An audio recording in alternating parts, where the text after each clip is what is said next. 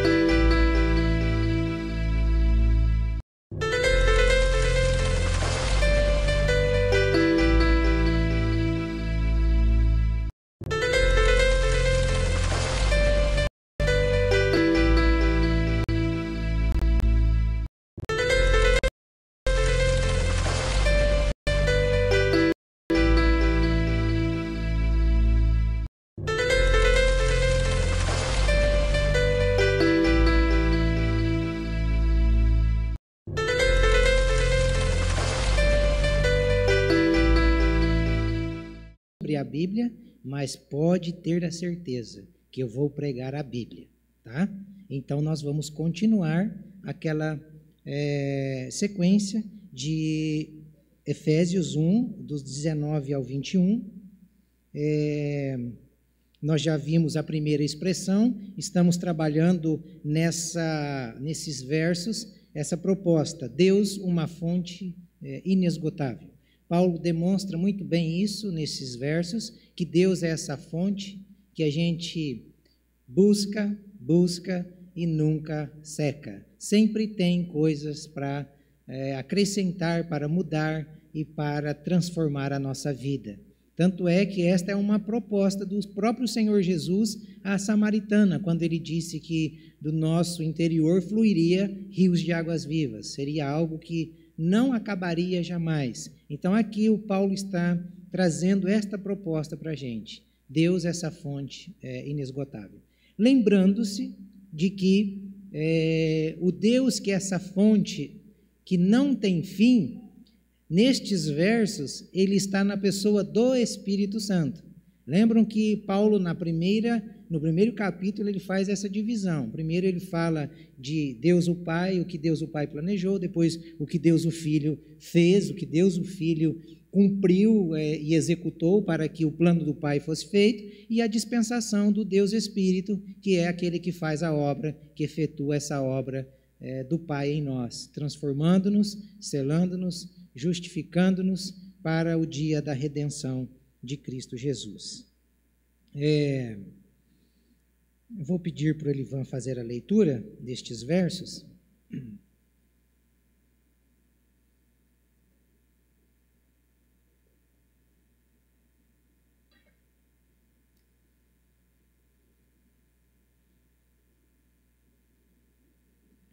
E qual é a suprema grandeza do seu poder sobre nós, os que estamos segundo a eficácia da força do seu poder?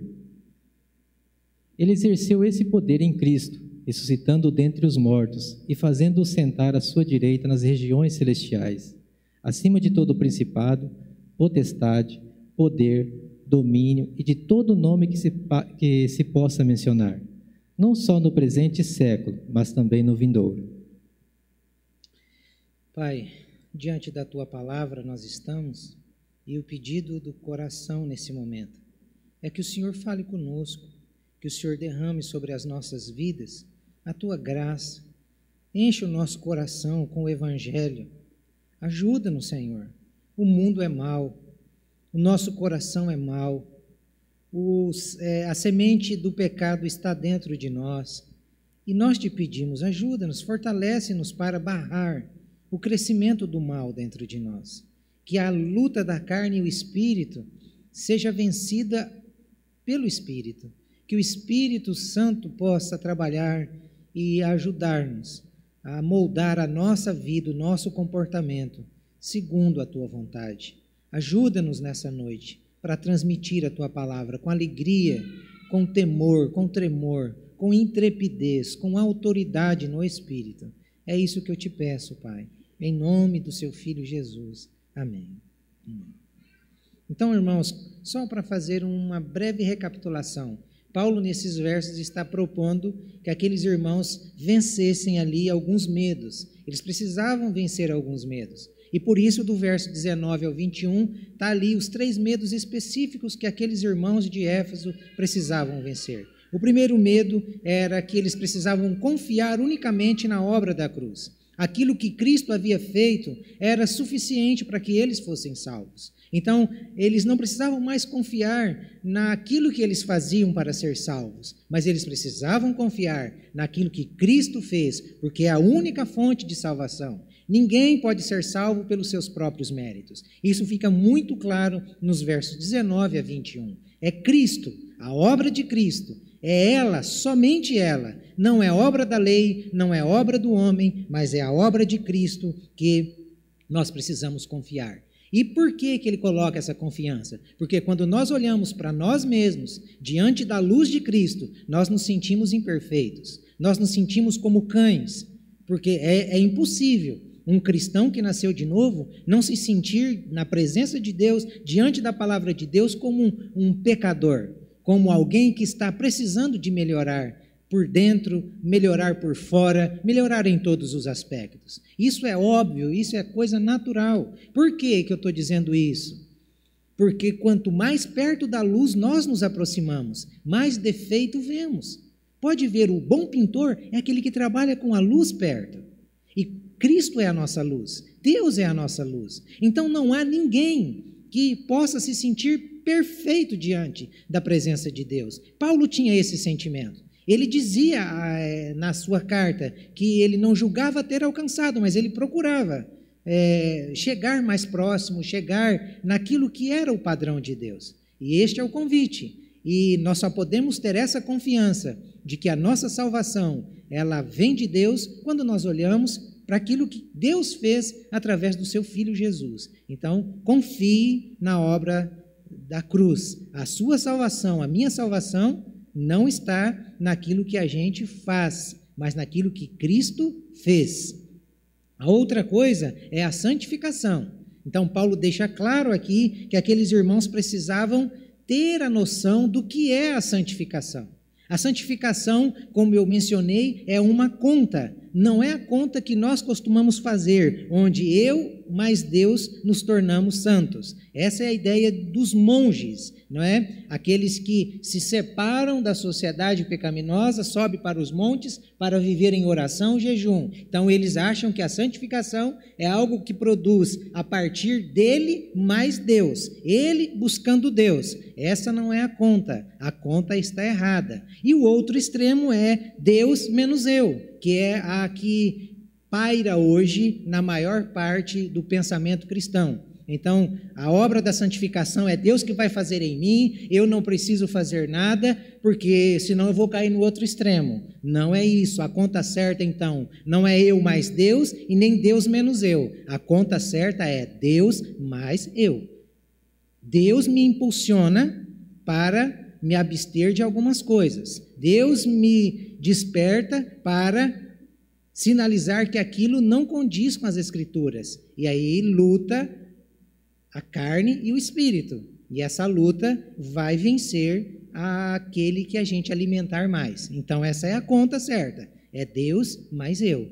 A santificação acontece assim, certo? E aí os irmãos precisavam perder esse medo da santificação. E a outra coisa era a certeza da salvação. Eles tinham que perder o medo, essa insegurança, porque a partir do momento que você começa a confiar na obra da cruz e a confiar na santificação, que Deus está te impulsionando e você está reagindo aos impulsos de Deus, porque não venha me dizer que quando a gente peca, não tem tipo de uma luz ou de um sinal na nossa consciência dizendo, você errou. Tem, claro que tem. E isso é Deus, mas eu. Aí o que eu preciso fazer? Voltar, consertar, confessar, arrepender e continuar caminhando. Por isso que a conta é Deus, mas eu. E eu gosto muito do posicionamento de Dr. Martyn Lloyd-Jones, porque ele não isenta a responsabilidade do homem e também não coloca a santificação como obra do homem, mas a santificação é obra de Deus através do Espírito Santo, com a nossa participação, com o nosso envolvimento. E somente assim nós chegaremos a ter esta certeza da salvação. Por quê? Porque nós vamos perceber que aquilo que estamos fazendo não é porque nós queríamos fazer, é porque o Espírito de Deus está em nós, nos impulsionando, mesmo ainda imperfeitos, mesmo ainda cheios de defeitos, mesmo ainda cometendo pecados e deslizes. A gente percebe em todos os momentos que a nossa consciência nos acusa, é um sinal de que realmente somos salvos. Somos salvos. A nossa salvação ela é demonstrada através dessas falhas e desses sentimentos que aparecem de acusação, que nos conduz ao arrependimento e à busca do perdão.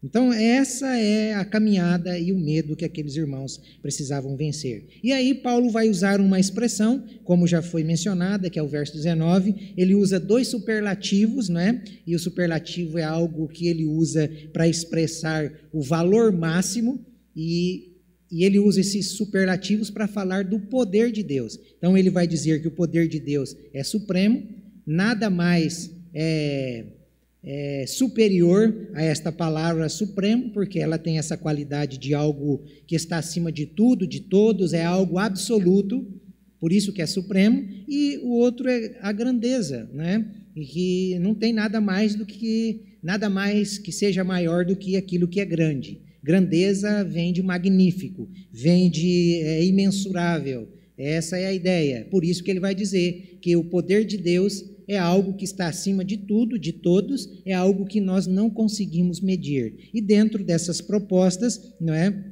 da grandeza foi trabalhado esse poder de Deus na criação, o poder de Deus no juízo eterno e o poder de Deus na ressurreição. Por isso que ele vai usar lá no final a ressurreição de Jesus Cristo, para mostrar que o poder de Deus é superior até aquilo que para nós é invencível, que é a morte. Não é? Para nós não existe como vencer a morte. E aí ele usa a ressurreição de Cristo para mostrar que o poder de Deus vence a morte. E aqueles que estão debaixo desse poder também vencerão a morte. E hoje, como eu disse para vocês, nós vamos ficar na segunda expressão, que é o termo sobre nós, os que cremos. Está aí também no verso 19. Então, ao continuarmos aqui os nossos estudos, nós devemos lembrar que Paulo está vindo orando pelos irmãos para que eles conhecessem o poder de Deus e não recebessem poder de Deus. Por quê? Porque o poder de Deus já estava dentro deles. O que é o poder de Deus, irmãos? O poder de Deus é o Espírito Santo morando em nós. Esse é o poder de Deus. O poder de Deus não é a gente ver o cego enxergar. Quase que eu digo, ver o cego caminhar, ver o cego levantar. Mas é bem isso. O poder de Deus não é a gente perceber os sinais miraculosos. O poder de Deus é ver como que o Espírito Santo nos transformou, como que o Espírito Santo colocou em nós a vida do próprio Deus. Esse é o poder. E por isso que Paulo está orando para aqueles irmãos, para que eles conhecessem o que é que Deus fez na vida deles. E aqui existe uma divergência na interpretação desse sobre nós, os que cremos. Essa divergência, ela nos apresenta 2 posicionamentos. O primeiro posicionamento é que existe um grupo que afirma que Paulo tinha aqui em mente somente o poder da ressurreição futura.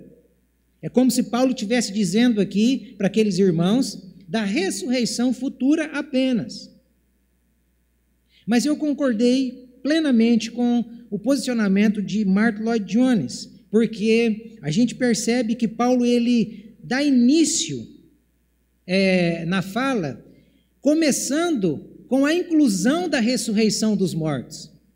O poder de Deus sobre nós, os que cremos, na ressurreição dos mortos. Sim, na ressurreição futura. Mas também ele faz uma referência à totalidade da fé, ou seja, ao início da fé. Não só ao final, mas ao início da fé. Qual é a palavra que ele usa como garantia de que há essa referência para a inclusão nossa na fé? Esse termo aí, ó, segundo a. Então, ele fala primeiro da ressurreição futura, mas também ele faz essa inclusão, da nossa inserção, da nossa inclusão na fé para que acontecesse essa ressurreição futura. Segundo o Lloyd-Jones, essa palavra segundo a, no léxico, que é o dicionário grego, tem o significado de em consequência, em virtude, por meio de, por causa de e devido a.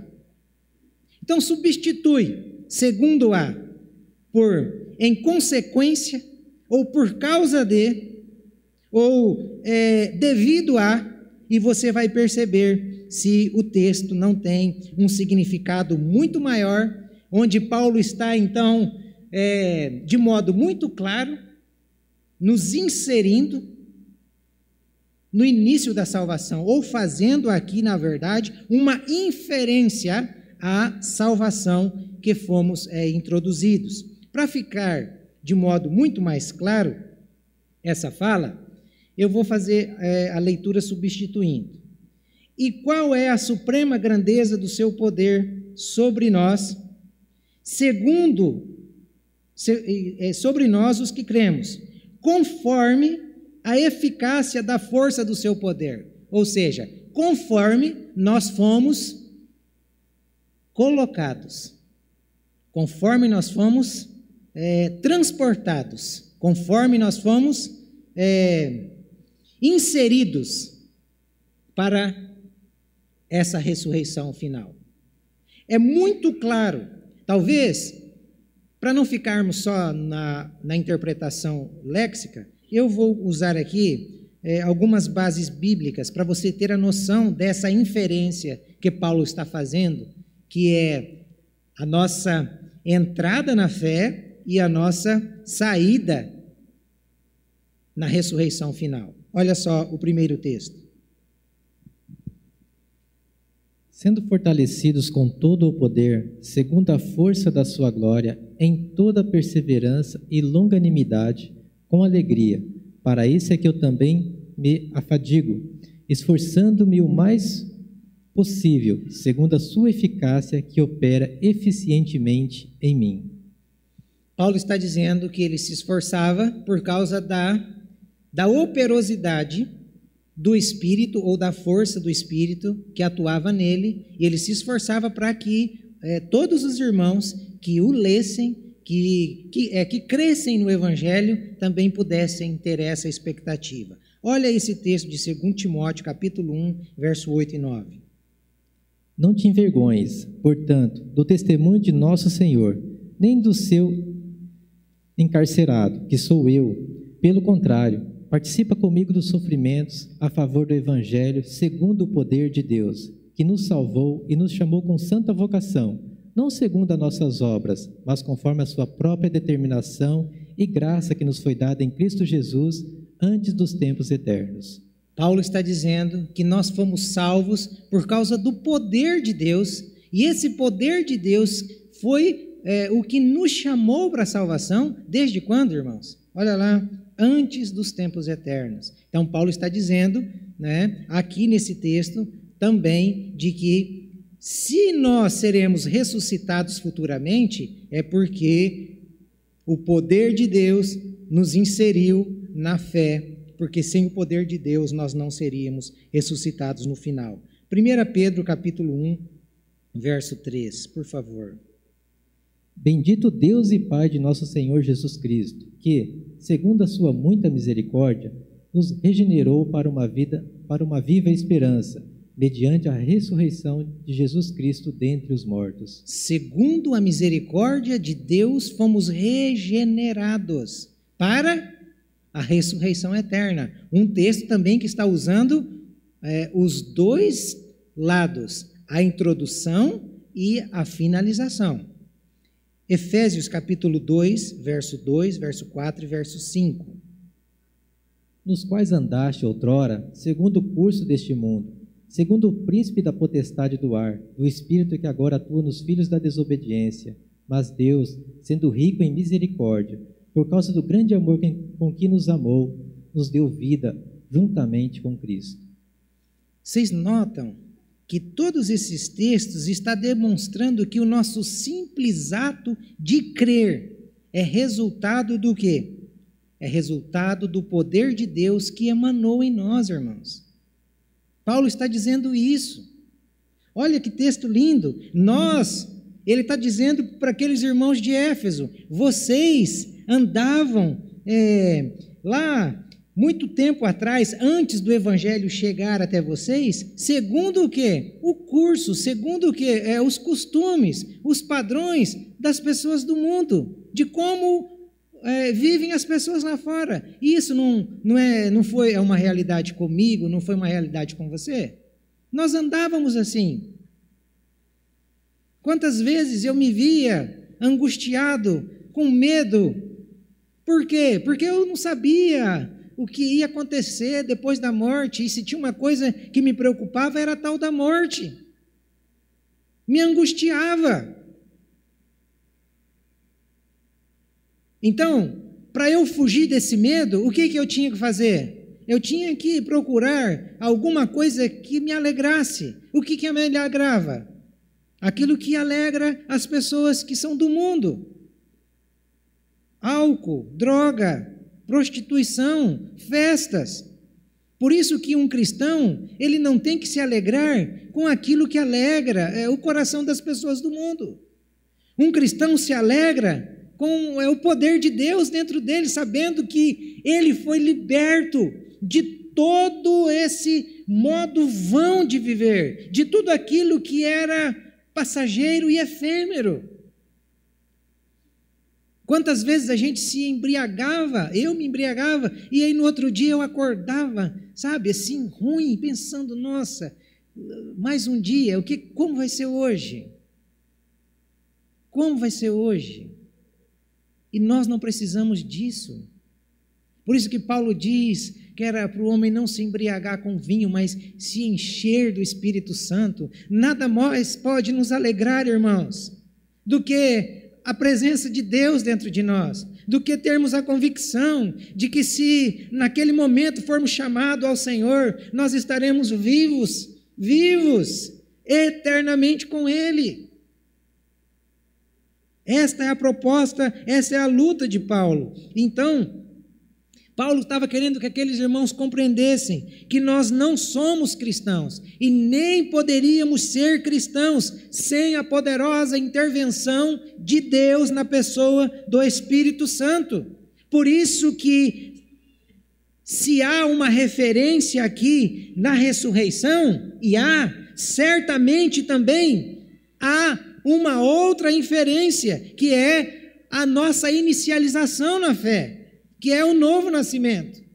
Se um dia iremos ressuscitar, é porque esse poder que ressuscita nos inseriu na ressurreição. É só por isso.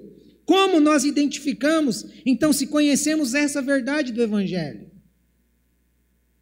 Nós identificamos se conhecemos essa verdade do Evangelho a partir do momento em que nós tivermos a compreensão de que não fomos nós que escolhemos entrar na fé, não fomos nós que nos decidimos, nós apenas recebemos o impulso de Deus, Deus interviu na nossa vida. Quando nós demonstrarmos que tudo aquilo que conhecemos, tudo aquilo que experimentamos é só por causa da graça do Evangelho, significa que realmente estamos conhecendo o Evangelho. Mas enquanto estivermos achando que fomos salvos porque nós merecíamos, nós vamos cair em contradição, porque nós não merecíamos. Nós estávamos mortos. Ele nos chamou, Ele nos vivificou, Ele nos inseriu. Ele, o Espírito Santo de Deus. A identificação de que realmente conhecemos a verdade do Evangelho, ela vai acontecer quando nós atribuirmos a nossa introdução à fé, unicamente, sem reivindicar nada para nós, sendo tudo exclusivo a Deus. Aí sim, nós passaremos a observar a salvação com amor, passaremos a observar a salvação com adoração e com encanto. Vocês já perceberam que a gente se encanta com presentes que a gente recebe e que a gente sabe que não merece? Presentes valiosos. Imagine o seu esposo chegar, tá certo que a esposa merece, mas chegar para você com um colar de brilhante, daquele brilhante caríssimo, e dizer: olha, meu bem, isso é para você, isso é para você. E você, esposa, tratando seu marido mal, não sendo submissa, e o seu marido chega com um presente desse, o que esse presente faz com você? Ele não te quebra? Ele não te faz entender: poxa, eu não merecia isso? Não te constrange?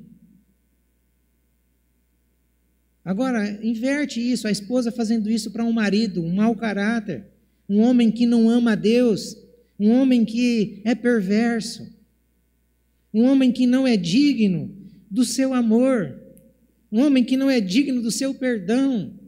E chega essa esposa e diz assim: olha, em nome do meu amor por você, toma esse presente. Como que nós vamos nos sentir? Quando há esse reconhecimento de que nós não merecíamos, não vai haver encanto. Por que que não há encanto na vida dos cristãos hoje? Por que que perdemos o amor, a paixão pelo Deus vivo? Por quê? Porque nessa vida tudo tem um preço, tudo se conquista, e a salvação não é assim. É Ele que resolveu dar esse presente para a gente, é Ele que resolveu vir e derramar-se a si mesmo em favor de quem não merecia, em favor da minha vida, esse miserável pecador, em favor da sua. Por isso que a salvação tem que nos encantar, irmãos. Se nós estamos aqui, é porque alguém muito mais valioso do que um diamante, alguém muito mais valioso e precioso do que pedras, do que joias, o próprio Criador do universo. É por causa dele só que nós estamos aqui. Aí a gente fica apático, a gente fica vivendo o evangelho sem vida, o evangelho morno, o evangelho em que a igreja é um peso, em que tudo que a gente faz é um peso. Falta-nos encanto. E sabe quando virá esse encanto? Quando a gente tiver esse reconhecimento de que tudo partiu dele. Por isso, irmãos, que nós não podemos aceitar a falácia do evangelho pregado hoje, a lorota de muitos, como que se colocam assim o ato de crer como algo fácil. Como que se o ato de crer fosse algo que dependesse unicamente da pessoa. É mentira, não é.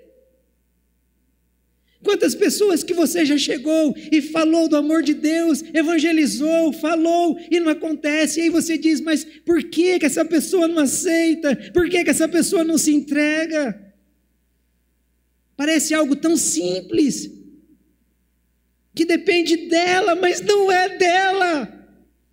Por isso que nós devemos aprender a evangelizar,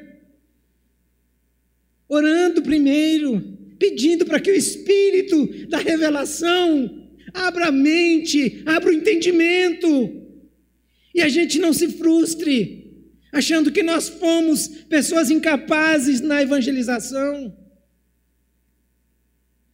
A gente não evangeliza por isso, porque a gente se sente incapaz,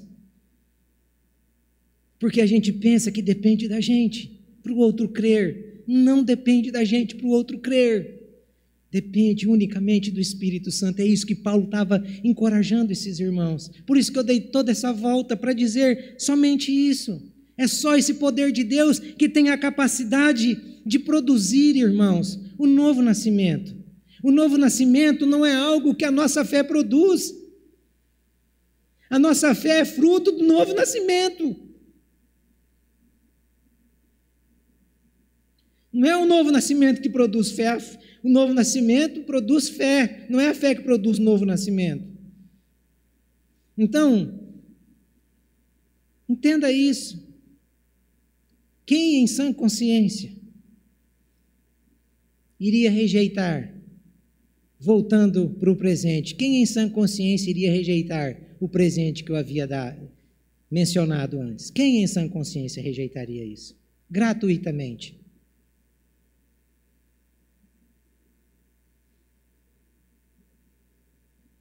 Por que não rejeitaria? Porque os olhos dele estavam vendo que aquilo era pérola. Agora chega com um cordão de pipoca e vai dar para sua esposa. Você vê se ela não arrebenta esse cordão de pipoca e faz você comer os caroços tudo também. É diferente. O evangelho é assim. A gente está chegando com a joia e a pessoa está vendo apenas um cordão de pipoca. Porque a Bíblia diz, o Deus deste século cegou, irmãos. Cegou. As pessoas estão cegas. E Paulo está iluminando, através da palavra, o conhecimento daqueles irmãos. Que os olhos deles se abrissem para a verdade do Evangelho. Então, para vocês terem noção, eu peguei 2 textos, um de Paulo e um de Jeremias, para vocês terem noção do que é realmente que Paulo está mencionando aqui, não é? Pode ler, Elirvan. Mas vós sois dele, em Cristo Jesus, o qual se nos tornou, da parte de Deus, sabedoria e justiça e santificação e redenção, para que, como está escrito, aquele que se gloria, glorie-se no Senhor. Está vendo? O que Paulo estava querendo? Que aqueles irmãos e que todos os leitores fizessem essas ligações. Nós devemos nos gloriar da nossa salvação, não porque aceitamos Jesus, mas porque Ele nos inseriu, porque Ele nos colocou, e esse deve ser o maior motivo para caminharmos em santificação. Esse deve ser o maior motivo. Então, para que os irmãos saibam, o que é que o pecado fez? O pecado nos incapacitou.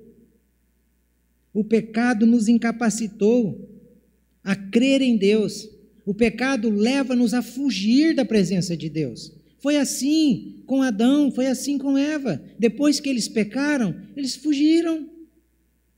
Deus se apresenta na virada do dia e a primeira reação deles foi qual? Fugir.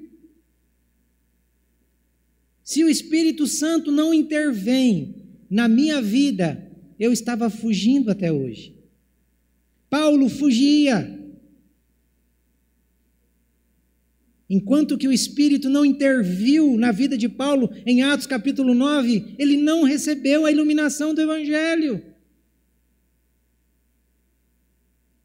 Por mais que a pessoa frequente igreja, por mais que ela cante, por mais que ela pule, por mais que ela vibre, o novo nascimento só é algo que Deus produz através do Espírito Santo. E nós devemos orar pelos nossos que ainda não conhecem o Evangelho, para que o Espírito Santo tenha essa mesma misericórdia, essa mesma graça que teve para conosco, revelando o Evangelho aos nossos. Esse é o poder de Deus. E o poder de Deus serve para isso, irmãos. Olha esses dois textos. Jeremias 13, 23 e 2 Coríntios 2, 14. Pode acaso o etíope mudar a sua pele, ou o leopardo as suas manchas? Então, poderias fazer o bem, estando acostumado a fazer o mal? Graças, porém, a Deus, que em Cristo sempre nos conduz em triunfo e, por meio de nós, manifesta em todo lugar a fragrância do seu conhecimento. Percebem? Existem transformações. Os dois textos estão falando de transformações que humanamente são impossíveis. Humanamente são impossíveis. Então lá, pode acaso o etíope mudar a sua pele? Pode até tentar. Michael Jackson não era um etíope, mas ele tentou mudar.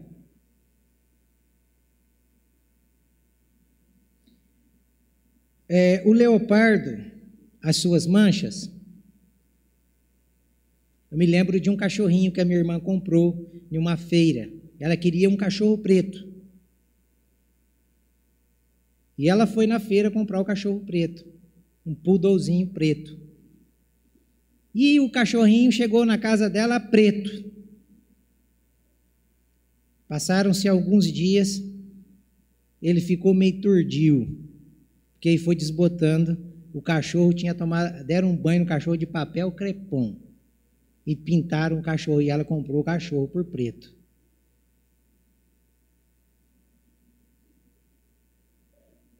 A religião faz isso.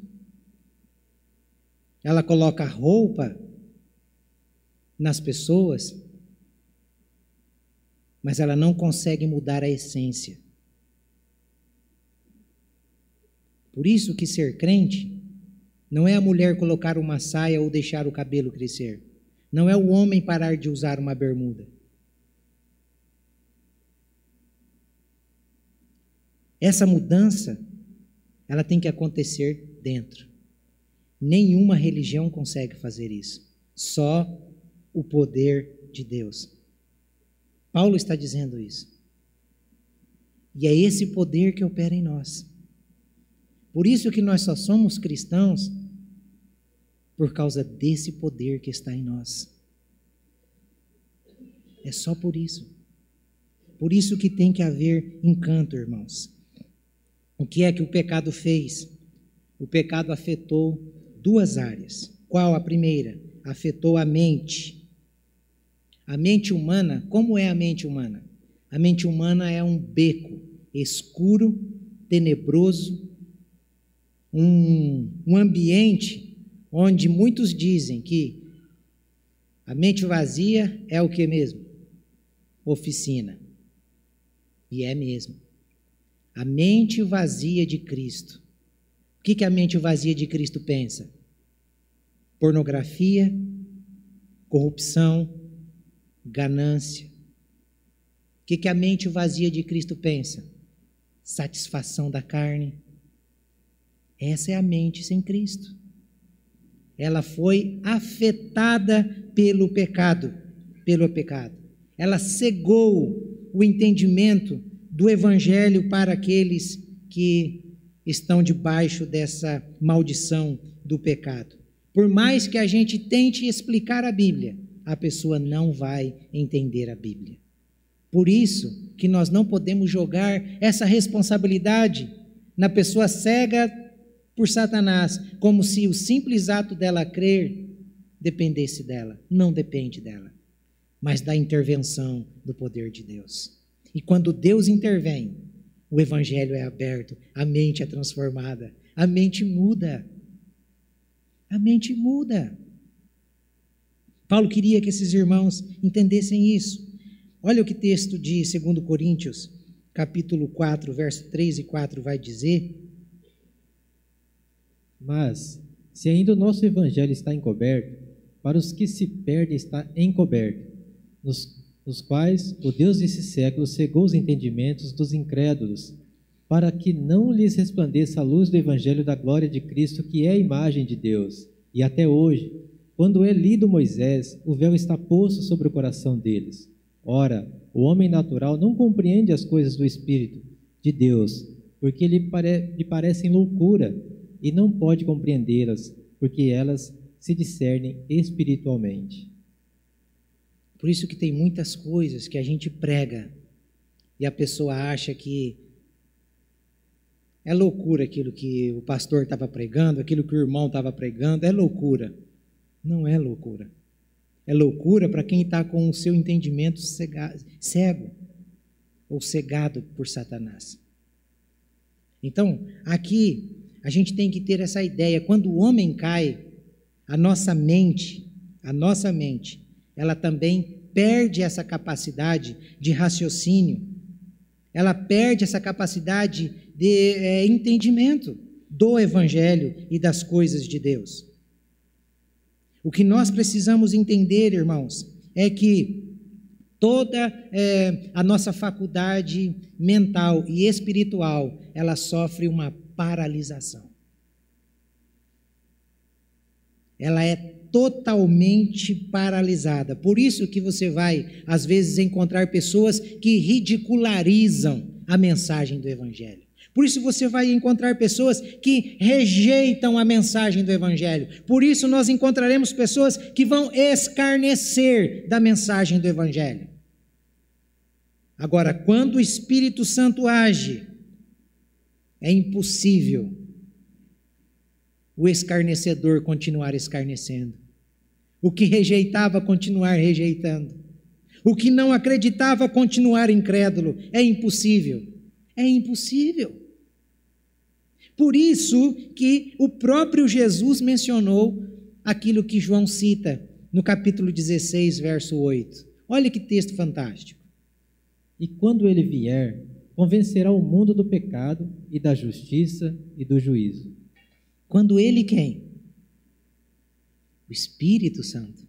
O poder energizador de Deus. O Espírito Santo não é o dínamos de Deus, não é aquele que gera essa energia, não é aquele que nos transforma, que nos ilumina. Quando ele vier, é só por ele. Por isso que nós devemos começar a buscar, irmãos, mais e mais esse Espírito.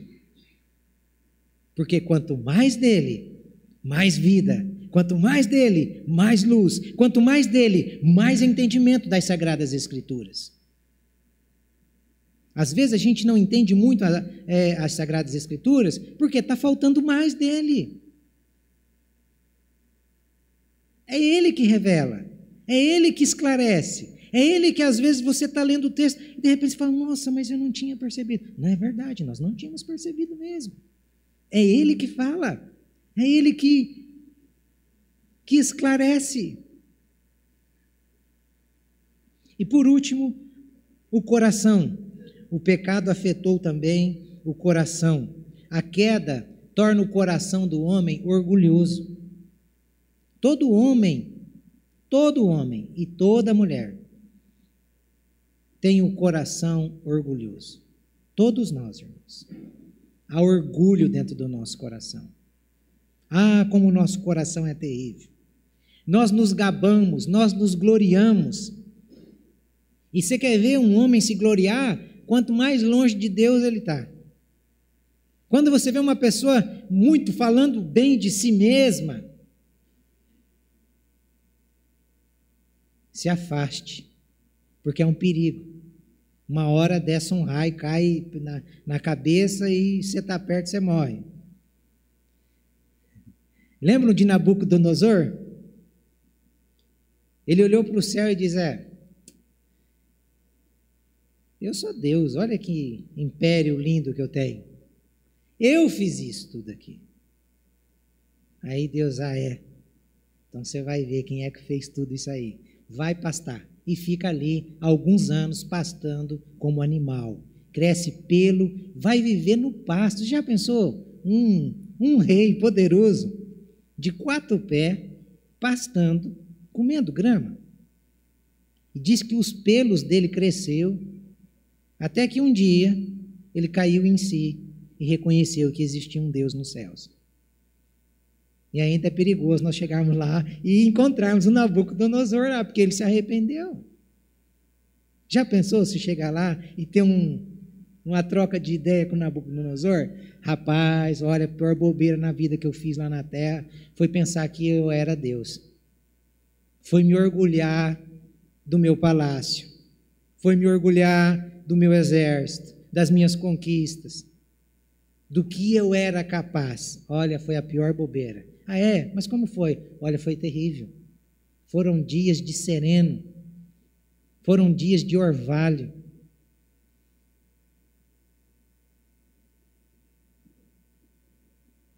Então, irmãos, o coração do homem sem Deus é orgulhoso. E tem o coração do homem que ainda não teve essa revelação de Deus, de saber que ele está na fé porque o Evangelho o alcançou, que também é orgulhoso. Ele acha que ele está ali porque ele quis estar, porque ele resolveu estar. É um coração perigoso.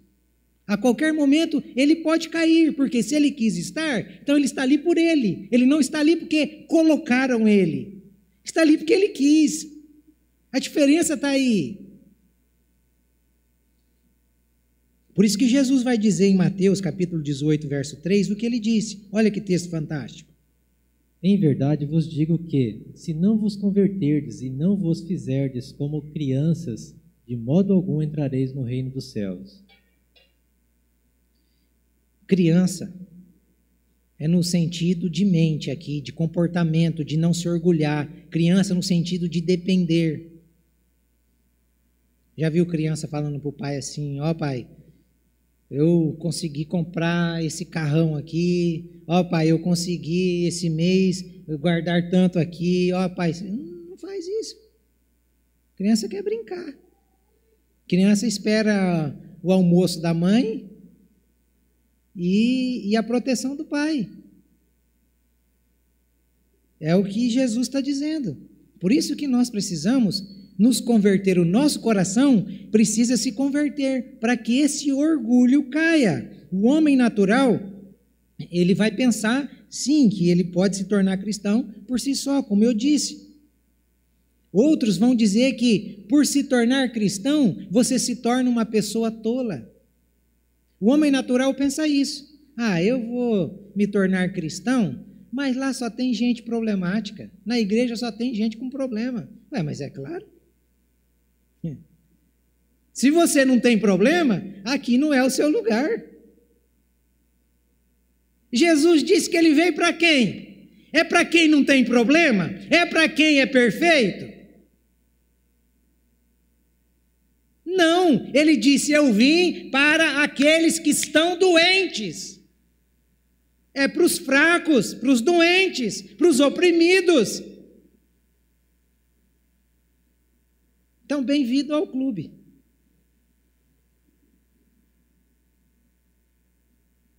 Às vezes a Ellen quer tirar os toques que eu tenho, mas faz parte, ué. Eu tenho toque também, algumas coisas eu tenho. Mas quem não tem um pingo de loucura dentro de si aí? Duvido, cada um tem uma coisa. Aí se junta esse monte de gente, por isso que às vezes dá confusão, dá briga, dá mesmo. Por quê? Porque só tem gente doente. Só tem gente problema. E é esse povo que Jesus veio amar. Então, quem se sente perfeito, aqui não é o seu lugar. Não é mesmo. Não é. E no céu não vai entrar assim não, viu? No céu só entra gente doente.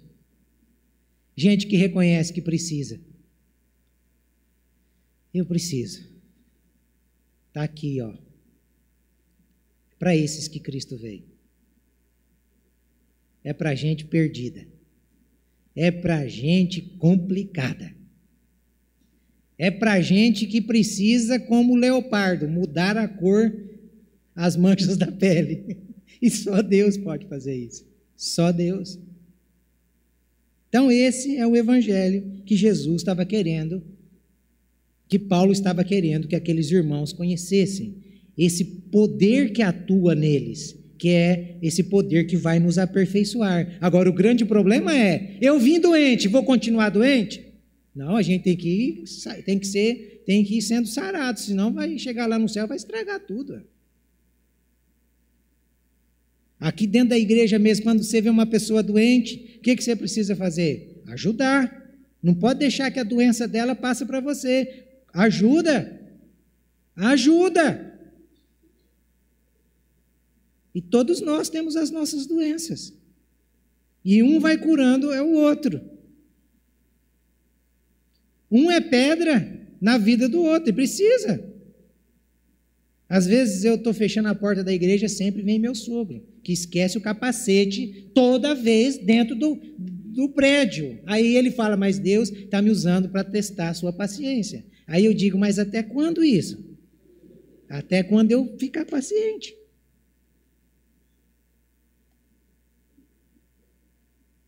É assim que é o evangelho. Olha para o seu irmão do lado, eu nunca fiz isso, mas olha para ele e fala assim, você não é perfeito.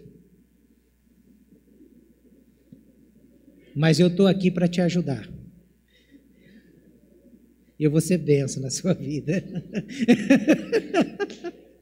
É bem isso aí mesmo. É bem isso aí mesmo. Você pode olhar para o cara e falar, rapaz, mas você é complicado, hein?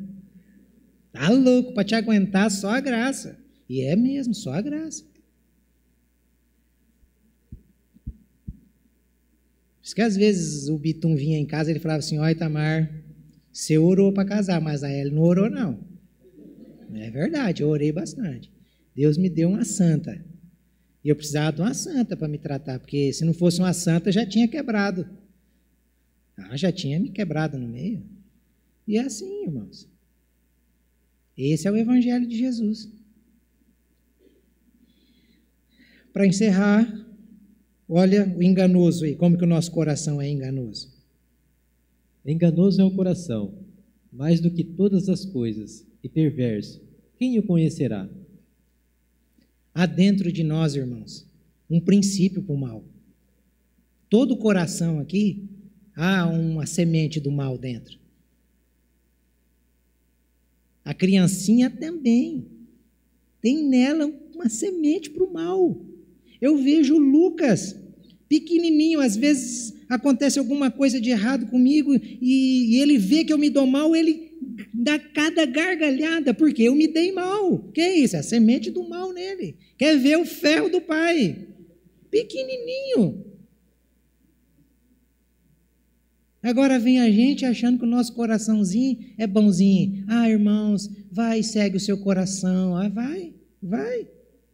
Vai ver onde seu coração vai te levar. É triste, mas a verdade do evangelho é essa.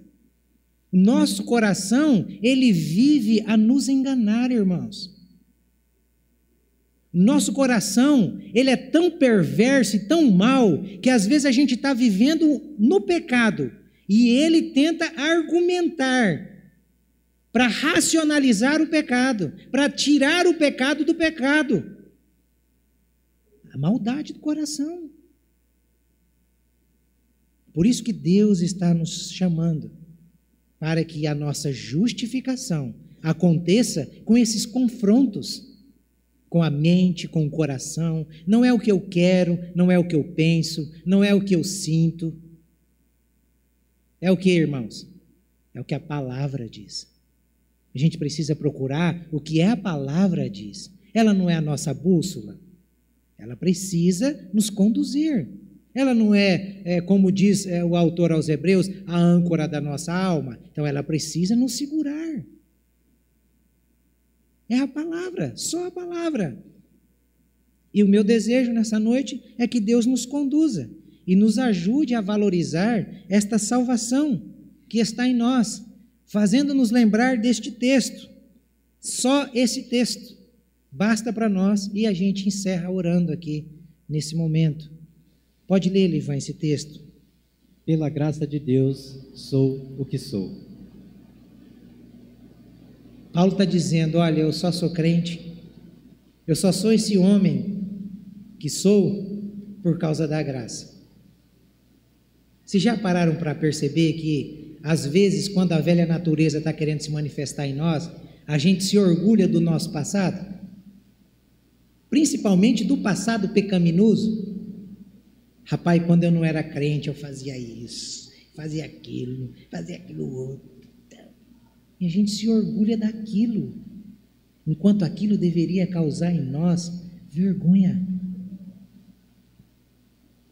Deveria causar constrangimento. Essa é uma demonstração de alguém que está longe da luz, longe da graça. Porque quem está na graça vai se gloriar no que, irmãos? Na graça. Eu sou o que sou por causa da graça de Deus. Que Deus abençoe essa palavra no seu coração. Que essa revelação possa realmente energizar a sua vida. E daqui para frente possamos crescer, irmãos. Crescer em conhecimento, em comunhão com Deus, em santificação, em unidade. É para isso que serve esse poder do Evangelho. Vamos orar terminando? Antes de orar para terminar o culto, eu quero também orar pela vida da Elaine. A Elaine é uma irmã preciosa que logo no começo da igreja chegou junto com a sua filhinha, participou conosco do início da igreja e ela está indo embora. Vai para o Ceará? Sergipe, agora vai virar sergipana.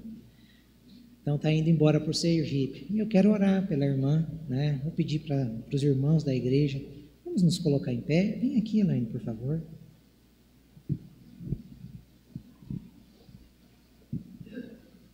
Grupo de louvor também pode vir, e daí já começa a gente terminar cantando. Vem aqui, minha irmã, por favor.